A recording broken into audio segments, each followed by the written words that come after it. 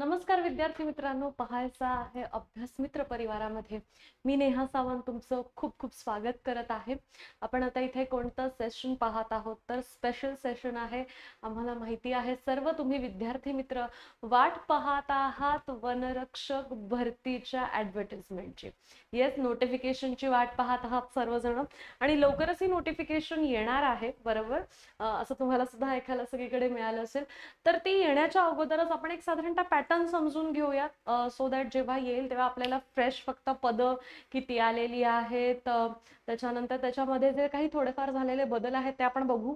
परंतु आता एक साधारणतः एक जो पॅटर्न आहे तो फारसा चेंज होत नाही, त्यामुळे आपण पहिल्यांदा पाहून घेणार आहोत की ह्याच्या अगोदरची जी आपली वनरक्षक भरती झालेली होती, जे की 2023 ला नोटिफिकेशन आलेलं होतं आणि 24च्या दरम्यान साधारणतः फर्स्ट मंथ्स ऑफ 2024 आपली एक्झाम्स ज्या होत्या त्या कंप्लीट झालेल्या होत्या विथ ग्राउंड। ठीक आहे, मग आता इथे बघूयात आपण की नेमके काय काय गोष्टी आहेत ते। हे आपलं 2023चं जे नोटिफिकेशन आहे ते आपण इथे पाहणार आहोत की ज्याच्यामध्ये त्यावेळेला जी पदं होती किती कमी पदं आलेली होती, तेव्हा 2138 पदं आहेत, म्हणजे 2138 पदं आपल्याला इथे दिसून येतात।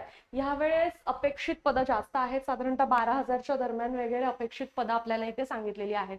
त्यामुळे चांगली अपॉर्च्युनिटी आहे, म्हणूनच आपण एक नोटिफिकेशन येण्याच्या आधीपासूनच एक तयारीला विद्यार्थी मित्रांनी लागावं, यासाठी आपण हे जे लेक्चर आहे किंवा हे जी इन्फॉर्मेशन आहे ती आपण इथे देतो आहोत। चलो, सो फटाफट आपण हे जे सेशन आहे हे शॉर्ट ठेवण्याचा प्रयत्न करूयात, त्यामुळे फास्ट इन्फॉर्मेशन घेऊयात। बघायचं आहे पहिल्यांदा आपण शैक्षणिक पात्रता बघून घेऊयात की पात्रता काय आहे, कोण विद्यार्थी मित्र असे आहेत की जे फॉर्म भरू शकतात, कोण कोण फॉर्म भरू शकतं पाहूयात आपण। ठीक आहे, उमेदवाराने उच्च माध्यमिक शालांत प्रमाणपत्र परीक्षा म्हणजेच 12वी ही विज्ञान किंवा गणित किंवा भूगोल किंवा अर्थशास्त्र यापैकी किमान एका विषयासह उत्तीर्ण केलेली असली पाहिजे। म्हणजेच काय आहे, समजा तुम्ही कोणत्याही स्ट्रीम मध्ये असू द्यात, 12वी पर्यंत म्हणजे 11वी 12वी तुम्ही वेगवेगळ्या स्ट्रीम मध्ये जातात, तर तुम्ही सायन्सचे असू द्यात, तुम्ही कॉमर्सचे असू द्यात किंवा आर्ट्स मधले तुम्ही असू द्यात, परंतु तुमच्या पेपरमध्ये म्हणजे तुमच्या अभ्यासक्रमामध्ये एकतर विज्ञान, गणित, भूगोल किंवा अर्थशास्त्र ह्याच्यापैकी विषय हवेत। ठीक आहे, मग बघायचं आहे यांपैकी किमान एक विषय तरी तुमचा असलेला, मग तुम्ही आर्ट्स मधले असाल तर समजा जॉग्राफी म्हणजे भूगोल आणि अर्थशास्त्र तुम्हाला असू शकतो आहे ऑप्शन मध्ये, कॉमर्स मध्ये असाल तरी अर्थशास्त्र आणि गणित असणार आहे, विज्ञानात असाल तर सायन्स स्ट्रीम मध्ये असाल तर विज्ञान असणारच आहे। त्यामुळे तुम्ही जो काही अभ्यासक्रम केलेला असेल 12वी मध्ये 12वी पर्यंत, तर त्याच्यामध्ये तुम्हाला ह्या चार पैकी एक तरी विषय जे आहेत हे तुमचा झालेला असला पाहिजे। अनुसूचित जमाती प्रवर्गातील उमेदवाराने माध्यमिक शालांत प्रमाणपत्र परीक्षा म्हणजे 10वी उत्तीर्ण केलेली असली पाहिजे, असेच उमेदवार अर्ज भरू शकतात। सो अनुसूचित जमाती आहेत त्यांच्यासाठी 10वी आहे, बाकी इतर उमेदवारांसाठी काय आहे 12वी आहे, आणि त्याच्यात पण आपल्याला ह्या ज्या सब्जेक्ट्स आहेत त्यांची काय आहे अनिवार्य आहेत आपल्याला। माजी सैनिक असलेल्या उमेदवाराने माध्यमिक शालांत प्रमाणपत्र परीक्षा पुन्हा 10वी आहे माजी सैनिक असलेल्यांसाठी। त्याच्यानंतर नक्षलवाद्यांच्या हल्ल्यात मरण पावलेले किंवा गंभीर जखमी झालेले ही वनखबरे किंवा वन कर्मचाऱ्यांचा पाल्य असेल, म्हणजेच काय आहे त्यांची मुलं जी असतील ती समजा फॉर्म भरणारी असतील, तर माध्यमिक शालांत प्रमाणपत्र परीक्षा 10वी उत्तीर्ण केली असल्यास अशा उमेदवारांना अर्ज करू शकता आहेत। त्यामुळे हे चार टॉपिक्स तुम्हाला समजलेले आहेत। नॉर्मल असेल तर 12वी, अनुसूचित जमाती माजी सैनिक वगैरे असतील त्यांना 10वी, आणि नक्षलवाद्यांच्या हल्ल्यात मरण पावलेले किंवा गंभीर जखमी झालेल्यांचे जे पाल्या आहेत त्यांना सुद्धा 10वी उत्तीर्ण असावं लागतं। त्यांनी टीप म्हणून असं दिलेलं आहे की नक्षलवाद्यांच्या हल्ल्यात मरण पावलेले किंवा गंभीर जखमी झालेले वनखबरे किंवा वन कर्मचाऱ्यांच्या संबंधात वरील प्रयोजनाकरता शासकीय वैद्यकीय अधिकारी व पोलीस खात्यातील घटनेच्या कार्यक्षेत्रातील समक्ष पोलीस अधिकारी यांचेकडून निर्गमित केलेले प्रमाणपत्र विचारार्थ घेण्यात येईल। म्हणजे तुम्ही कसं प्रूव्ह करू शकत आहात की तुम्ही असे अपघात किंवा असे दुर्दैवी घटना झालेल्या फॅमिलीतून बिलॉंग करत आहात किंवा त्यांचे पाल्य आहात, तर त्याच्याबद्दल आपल्याला इथे दिलेला आहे। अर्ज स्वीकारण्याच्या अंतिम दिनांकासह सदर अर्हता धारण करणे आवश्यक आहे। मराठी भाषेचे ज्ञान, लिहिणे वाचणे व बोलणे हे आवश्यक आपल्याला आहे, कारण आपण महाराष्ट्रामधलं हे पाहत आहोत, त्याच्यामुळे मराठी भाषेचे नुसतं समजली नाही पाहिजे, तर लिहिणे वाचणे आणि बोलणे हे आपल्याला आवश्यक आहे. ठीक आहे, पुढे बघायचं आहे आपण साधारणतः शैक्षणिक पात्रता बघितलेली आहे. आता इथे वयोमर्यादा आपण इथे बघणार आहोत. वयोमर्यादा गणण्याचा दिनांक जो असणार आहे हा अर्ज स्वीकारण्याचा अंतिम दिनांक असतो. जनरली सगळ्या परीक्षांसाठी ह्या अशाच पद्धतीने असतं आहे. मग पाहायचं आहे अजून आपल्याला ह्या वेळेचं नोटिफिकेशन आलेलं नाही, तिथे आपल्याला एक्झॅक्ट डेट जी असेल ती समजून जाईल. वनरक्षक पदासाठी किमान व कमाल वयोमर्यादा खालील प्रमाणे आहे. मागास म्हणजे आपण ओपन कॅटेगरी जे म्हणतो त्यांना किमान 18 वर्ष आणि कमाल 27 वर्ष, जास्तीत जास्त 27 वर्ष लागणार आहे. नवीन नोटिफिकेशन मध्ये थोडेफार बदल असू शकतात. ओके, मग आपण इथे पाहूया. पण जनरली जे वनरक्षक साठी जो फॉर्मॅट फॉलो केला जातो तो फॉर्मॅट आपला ह्या पद्धतीचा आहे. मागासवर्गीय अनाथ जे आहे किंवा अपघातग्रस्त वगैरे जे आहेत त्यांना बघायचं आहे 18 ते कमाल 32, जास्तीत जास्त 32 वयापर्यंत ते देऊ शकतात. प्रावीण्यप्राप्त खेळाडू असतील किंवा अमागास किंवा मागासवर्गीय अनाथ जे असतील त्यांना पुन्हा 18, 32, 18, 32 आपल्याला दिसून येत आहे. माजी सैनिक समजा आहेत आणि ते अमागास किंवा मागासवर्गीय किंवा अनाथ याच्यामध्ये येतात. त्याच्यामध्ये किमान 18 आहे दोन्ही याला आणि कमाल मध्ये काय आहे 27 प्लस सैनिकी सेवेचा कालावधी जो तुमचा असेल प्लस 3 म्हणजेच काय आहे 27 वय वर्ष. त्याच्यानंतर तुमचा सैनिकी सेवेचा जो कालावधी तुम्ही स्पेंड केलेला असेल तो प्लस 3 वर्ष असा सूट आपल्याला त्याच्यामध्ये मिळून येते. आणि इकडे आहे मागासवर्गीय समजा असतील, तेच माझी सैनिक समजा मागासवर्गीय असतील तर इथे 32 वर्ष प्लस सैनिक सेवेचा कालावधी प्लस 3 वर्ष. ठीक आहे, तेच प्रकल्पग्रस्त समजा विद्यार्थी मित्र असतील तर 28 कमीत कमी 28 तर सगळीकडे सेमच, सॉरी 18 तर सगळीकडे सेमच आहे, सॉरी 18 तर सगळीकडे सेमच आहे. परंतु इथे बघायचं आहे कमाल मध्ये भूकंपग्रस्त, प्रकल्पग्रस्त, पदवीधर, अंशकालीन कर्मचारी आणि रोजंदारी मजूर जे आहेत त्यांना कमाल मध्ये बघायचं आहे. प्रकल्प आणि भूकंपग्रस्तांना 45 आहे आणि पदवीधर, अंशकालीन कर्मचारी आणि रोजंदारी मजूर जे आहेत त्यांना 55 काय आहे वयोमर्यादा कमालची आहे. ठीक आहे, म्हणजे जास्तीत जास्त आहे. आता बघायचं आहे आपण शारीरिक पात्रता बघणार आहोत. शैक्षणिक पात्रता झाली, वयोमर्यादा झाली, आता शारीरिक पात्रता आपल्याला इथे बघायचं आहे. उमेदवाराने खालीलप्रमाणे उंची, छाती व वजन निकष पूर्ण केलेले असले पाहिजेत असं सांगितलेलं आहे. आता आपण पहिल्यांदा पुरुषांबद्दल इथे बोलत आहोत कारण पुरुष आणि स्त्रीचं थोडं डिफरंट आहे. ओके, आता हे जे आहे उंची जी आहे, उंची पुरुषांमध्ये 163 सेंटीमीटर असली पाहिजे, स्त्रियांमध्ये कमीत कमी 150 सेंटीमीटर असली पाहिजे. ठीक आहे, आता छातीचा जो घेर आहे हा न फुगवता 79 सेंटीमीटर असला पाहिजे आणि फुगवून 84 सेंटीमीटर असला पाहिजे. आणि स्त्रियांसाठी हे निकष लागू होत नाहीत.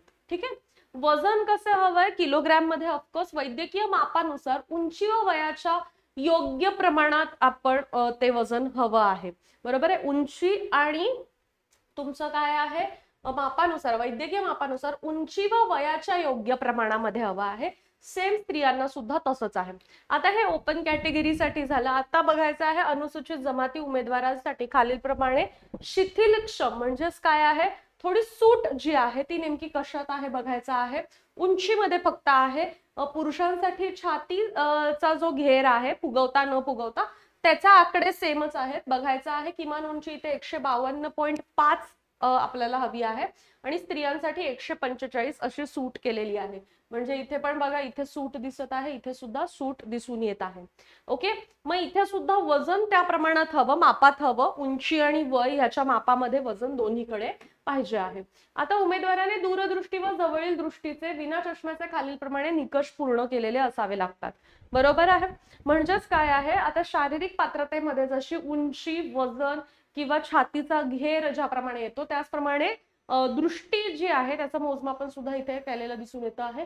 दूरदृष्टीच्या बाबतीत त्यांनी सांगितलेलं आहे अधिक चांगला डोळा की 6 पैकी 6 किंवा 9 पैकी 6 पर्यंत समजा गुण मिळाले तर चांगला डोळा समजला जातो. आता 12, 6 आणि 9, 6 हे जे आहे हा वाईट डोळ्याचा एक. आता हे आहे पैकी म्हणजेच काय आहे 6 पैकी 6 गुण सारखं 6 पैकी 6 नाही आहे, ते मोजमाप करण्याचं परिमाण आहे. ठीक आहे, डोळ्यांच्या बाबतीतलं. आता जवळील दृष्टी अधिक चांगला डोळा जो आहे J1 ज्याला म्हणतो, आणि वाईट डोळा आहे J11 हे आपल्याला इथे दिसून आलेलं आहे. सो हे निकष कशासाठी आहेत? दृष्टीबद्दलचे निकष आहेत. प्रत्येक डोळा संपूर्ण क्षेत्र दृष्टीयुक्त असणे आवश्यक आहे असं त्यांनी म्हटलेलं आहे. शासकीय वैद्यकीय अधिकारी किंवा वैद्यकीय तपासणी संदर्भात प्राधिकृत केलेल्या वैद्यकीय विशेषज्ञांकडून वैद्यकीय पात्रता प्रमाणित करण्यात येईल.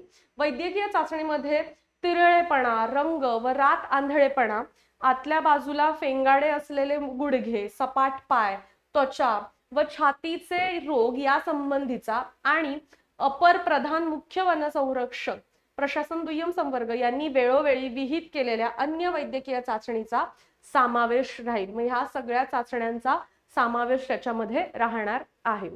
ओके, सो शारीरिक पात्रता आपल्याला इथे आपण आता इथे पाहिली. पुढे बघायचंय, शासनाने वेळोवेळी घोषित केलेल्या नक्षलग्रस्त भागात वास्तव्य असलेल्या उमेदवारांना खालील नमूद केलेल्याप्रमाणे शारीरिक पात्रतेमध्ये सूट देण्यात येईल. आता आपण शारीरिक पात्रता पाहिली, आता त्याच्यामध्ये सूट आपल्याला काय आहे बघा. नक्षलवाद्यांच्या हल्ल्यात मरण पावलेल्या किंवा गंभीरपणे जखमी जे झालेले आहेत त्यांच्या पाल्यांसाठी असलेली सूट आहे. आता उंचीमध्ये किती सूट आहे, म्हणजेच हे कुठे ही सूट जी आहे 2.5 सेंटीमीटर, ही कोणत्या ह्याच्यात बघायची आहे, ह्याच्यामध्ये सूट आहे. ओके, ह्याच्यात नव्हे, वरच्या ह्याच्यामध्ये आपल्याला सूट दिसून येते. आणि छाती मोजण्यासाठी आवश्यक नाही आहे. ओके, मग आता इथे पुढे बघायचं आहे, खेळाडू प्रवर्ग जो आहे ह्यांच्या उंचीमध्ये सुद्धा 2.5 सेंटीमीटर इतकी सूट आहे. आणि वनकर्मचाऱ्याचे पाल्यांना शारीरिक अर्हतेत सवलत जी आहे ती बघायची आहे. सेवेत कार्यरत असताना मृत्यू पावलेल्या वनकर्मचाऱ्यांचा एका मुलास किंवा मुलीस शारीरिक पात्रतेत खालील प्रमाणे सवलत देण्यात येईल. ती म्हणजेच उंचीमध्ये 2.5 सेंटीमीटर आणि छातीमध्ये 2 सेंटीमीटर आणि न फुगवता 1.5 सेंटीमीटर फुगवून. ठीक आहे, 2.5 सेंटीमीटर न फुगवता आहे आणि 1.5 सेंटीमीटर फुगवून सवलत त्यांना मिळणार आहे. कशाच्या ह्याच्यात, तर ह्या ह्याच्यामध्ये. ठीक आहे, चला मग आता आपण पुढे बघायचं आहे, निवडीची जी पद्धत आहे ही ऑनलाईन एक्झाम्सने केली जाते. ऑनलाईन पद्धतीने अर्ज पहिल्यांदा आपण करतो, त्याच्यानंतर मग एक परीक्षा होते ती बघायची आहे. ही ऑनलाईन परीक्षा असते आहे. याच्यामध्ये तुम्हाला दिसून येईल की 120 गुणांची परीक्षा असते. प्रश्न किती असतात, 60 प्रश्न असतात. म्हणजेच बघा, प्रत्येकी 15 प्रश्न मिळणार आहेत आणि हे 30 गुण आपल्याला दिसून येतात. विषय कोणते आहेत, मराठी, इंग्रजी. ठीक आहे, 2 आपले महत्वाचे विषय आलेले आहेत. सामान्य ज्ञान आणि बौद्धिक चाचणी हे 4 विषय आहेत. ह्याच्यामध्ये तुम्हाला 45% गुण मिळवावे लागतात. ठीक आहे, 45% गुण तुम्हाला इथे मिळवावे लागणार आहेत. म्हणजेच काय आहे, 120च्या 45% आपल्याला मिळवावे लागणार आहे. ओके, ऑनलाईन परीक्षा ही होत असते. जेव्हा तुम्ही ह्याला क्वालिफाय होतात, 45% गुण तुम्ही मिनिमम मिळवता, तेव्हा तुम्ही ग्राउंड साठी तिथे हे असतात. कागदपत्र तपासणी, शारीरिक मोजमाप व धाव चाचणी. त्याच्यानंतर तुम्हाला जी काही कागदपत्राची लिस्ट दिली जाईल ती तुम्हाला सबमिट करायची असते. ती तुम्हाला नवीन नोटिफिकेशन मध्ये व्यवस्थित सगळं येईल की कोणत्या कोणत्या करणं गरजेचं आहे. आता ना आपण हे जे ग्राउंड आहे बरोबर, हे रनिंग साठी त्याच्यासाठी असलेला चार्ट बघूया. टोटल 200 मार्काची परीक्षा असणार आहे. त्याच्यातले 120 तुम्हाला कशाचा असणार आहे, पेपर असणार आहे. सो 80 मार्काचं तुमचं रनिंग असणार आहे. जितके जास्तीत जास्त पेपरमध्ये मार्क्स मिळवाल तितकं तुम्हाला इथे थोडी सूट मिळू शकते. जर पेपरमध्ये कमी मार्क्स मिळाले असतील, 45% पूर्ण केला आहात पण कमी मार्क्स मिळाले असतील, तर इथे तुम्हाला जरा जोरात पळावं लागणार आहे. ठीक आहे, तर आपण पटापट हा चार्ट समजून घेऊया. समजा तुम्हाला टोटल किती पळायचं आहे बघायचं आहे. पुरुष उमेदवारांना 5 किलोमीटर पळायचं आहे. तर ह्याच्यामध्ये समजा तुम्हाला 29 मिनिटापेक्षा जास्त परंतु 30 मिनिटापेक्षा कमी, ओके, 29 पेक्षा जास्त किंवा 30 पेक्षा कमी आलात तर तुम्हाला 0 गुण मिळणार, पण तुम्ही डिस्क्वालिफाय नाही होणार. म्हणजे तुम्ही त्या स्पर्धेत राहाल, डिस्क्वालिफाय नाही होणार, पण 0 गुण तुम्हाला प्राप्त असतील तिथे. मग तुमचे जे पेपरचे मिळालेले गुण आहेत तेवढेच पकडले जाणार मेरिटसाठी. ओके, समजा 30 मिनिटांमध्ये 5 किलोमीटर जे धावू नाही शकणार किंवा 30 मिनिटांपेक्षा जास्त वेळ लागेल त्यांना पोहोचायला, तर अशांना प्रक्रियेतूनच बाद केलं जाईल. मग तुम्हाला 120 पैकी 120 जरी मिळाले असतील तरी तुम्ही प्रक्रियेतून बाद असणार आहात. त्यामुळे लक्षात ठेवायचं आहे आपल्याला 29 मिनिटापर्यंतच पॉसिबल आहे, तरच आपण क्वालिफाय होणार आहोत. मग काय आहे, 28 मिनिटापेक्षा जास्त आणि 29 मिनिटं किंवा त्याच्यापेक्षा कमी असेल, बरोबर आहे, तर 5 गुण मिळणार आहेत. 27 पेक्षा जास्त आणि 28 पेक्षा कमी असेल तर 10 गुण. 26 मिनिटांपेक्षा जास्त पण 27 मिनिटांपेक्षा कमी असेल तर 15 गुण. 25 मिनिटांपेक्षा जास्त तसं 26 मिनिटांपेक्षा कमी असेल तर 20 गुण. अशा पद्धतीने समजा आपण हळूहळू हळूहळू वर बघत गेलो तर 17 मिनिटं किंवा त्यापेक्षा कमी वेळामध्ये जो विद्यार्थी मित्र आपला 5 किलोमीटरचं अंतर पार पाडेल त्याला 80 गुण, 80 पैकी 80 गुण याच्यामध्ये प्राप्त होणार आहेत. तसंच स्त्रियांमध्ये किती आहे, 3 किलोमीटर धावायचं आहे आणि त्याच्यामध्ये आपल्याला मॅक्झिमम त्यांनी काय दिलेलं आहे, 25 मिनिटांमध्ये समजा 3 किलोमीटर धावू नाही शकलात तर बाद होणार. 24 पेक्षा जास्त पण 25 पेक्षा कमी असतील तर त्यांना 0 गुण होणार प्राप्त, परंतु ते क्वालिफाय होतील. ठीक आहे, म्हणजे मेरिटसाठी क्वालिफाय होतील, मग पेपरचे मार्क्स पकडले जातील. त्याचप्रमाणे 23 मिनिटापेक्षा जास्त पण 24 पेक्षा कमी असतील तर 5 गुण. 22 पेक्षा जास्त 23 पेक्षा कमी असतील तर 10 गुण.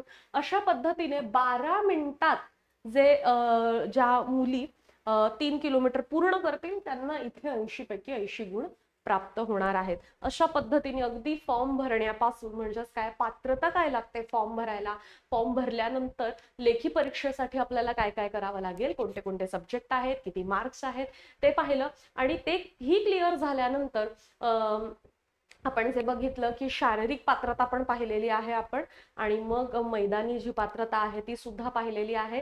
सो ह्या ही आपली एक बेसिक इन्फॉर्मेशन आहे आपल्या वनरक्षक ह्या परीक्षेसाठी.